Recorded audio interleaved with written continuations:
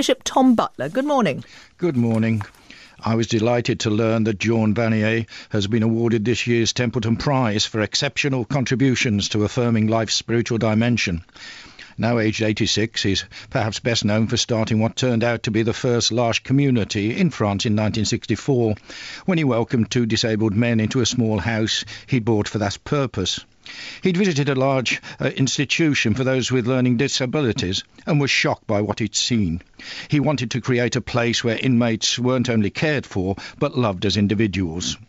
Today, as a result of that vision, there are now 147 L'Arche communities in 35 countries, small family-type homes where people are welcome for themselves and the intrinsic gifts they bring, not for their qualifications or abilities or for what they can do. Over the years, I've visited several of these communities, and what has always struck me is that in the spectrum of human gifts and weaknesses, it isn't always obvious to spot who are the helpers and who are those being helped.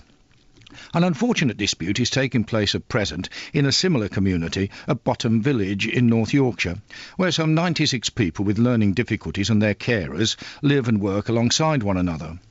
For 60 years, that's been the pattern of community life at Bottom, where co-workers share housing and food with the residents and are paid only expenses and not a salary.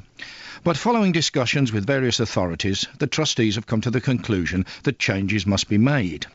The question is how this can be done without risking destroying the one thing that is most distinctive about Bottom, or indeed L'Arche, its common life. On Tuesday, the courts granted an injunction temporarily delaying the bringing in of the new arrangements, and the trustees have said that they remain open to constructive dialogue. So hopefully a positive way forward can be found which meets modern standards without losing the vision of a community of love and respect.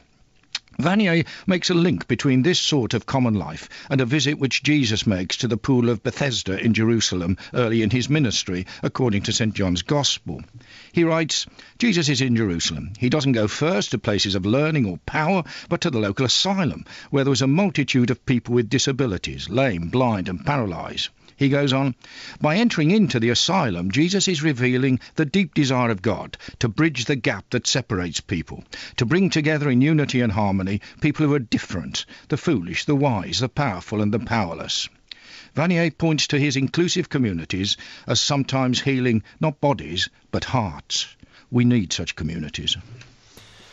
Bishop Tom Butler with his thought for the day.